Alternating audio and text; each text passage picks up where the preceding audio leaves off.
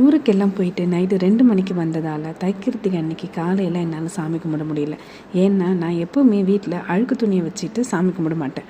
அதனால் சாயங்காலம் வந்து சாமி கும்பிடலாம் அப்படின்ட்டு வேலைக்கு போயாச்சு. சாயங்காலம் வந்த உடனே துணியெல்லாம் துவைச்சிட்டு மறுபடியும் குளிச்சுட்டு சாமி கும்பிட ஒரு 6:30 மணி ஆகிடுச்சு. அதுக்கப்புறம் எப்பவும் போல் முருகன் கோயிலுக்கும் கிளம்பிட்டோம். நாங்கள் வீட்டில் இருந்து கிளம்பும்போது சரியாக 6:50 இருக்கும். ஆனால் இவர் வண்டியை பூந்தமல்லி வழியாக விட்டார். என்னடா இவர் இந்த வழியாக போகிறாரே, ஒருவேளை குன்றத்தூர் முருகன் கோயிலுக்கு கூட்டிகிட்டு போகிறாரோ அப்படின்னு நினச்சேன்.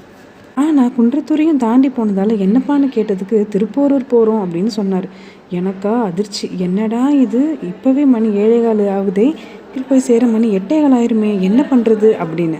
இதுக்கு நடுவில் என்னோட மைண்ட் வாய்ஸ் முருகன்கிட்ட, என்னப்பா முருகா, ஒரு தடவை தானே உன்னை பார்க்கணுன்னு சொன்னேன், இப்போ 2வது வாரமும் தரிசனமா அப்படின்னு.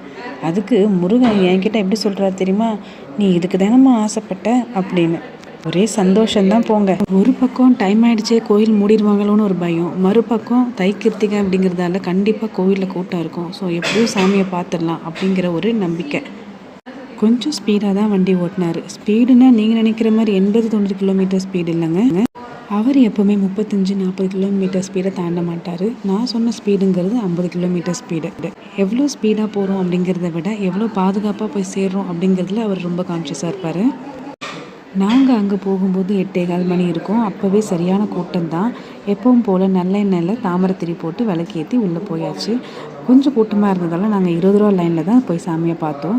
சாமியை பார்க்க ஒரு 10-15 நிமிஷம் தான் ஆச்சு. அதுக்குள்ளேயே சாமியை சீக்கிரமாகவே பார்த்துட்டோம். இந்த திருப்போரூர் முருகன் கோவிலில் இன்னொரு விசேஷமும் இருக்குங்க. என்னென்னா, கேட்டதை கொடுக்குற அட்சய பாத்திரம் இந்த கோவிலில் இருக்குது.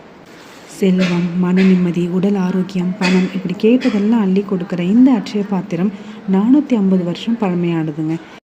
இங்கே இருக்கிற முருகன் சுயம்பு வடிவில் கண்டெடுத்த பெண் பனை மரத்தோட அடிபாகம் தான் இந்த அட்சய பாத்திரம்னு சொல்கிறாங்க. இப்படிப்பட்ட ஒரு சிறப்பு வாய்ந்த அட்சய பாத்திரத்துக்கிட்ட நீங்கள் என்ன கேட்டாலும் கிடைக்குங்க. நீங்கள் இந்த மாதிரி அட்சய பாத்திரத்தை வேறு ஏதாவது கோவிலில் பார்த்துருக்கீங்களான்னு எனக்கு சொல்லுங்கள்.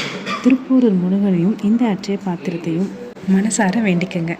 நாங்கள் சாமியை பார்த்துட்டு வெளியே வரும்போது வெண்பொங்கல் பிரசாதம் கொடுத்தாங்க. நாங்கள் அதை வாங்கி சாப்பிட்டுட்டு கிளம்பிட்டோம். நாங்கள் வீட்டுக்கு வரும்போது மணி ஒரு 11:15 ஆயிடுச்சு. நீங்கள் எந்த முருகன் கோயிலுக்கு போனீங்கன்னு எனக்கு மறக்காமல் சொல்லுங்கள். நல்லதே நினைங்க, நல்லதே நடக்கும்.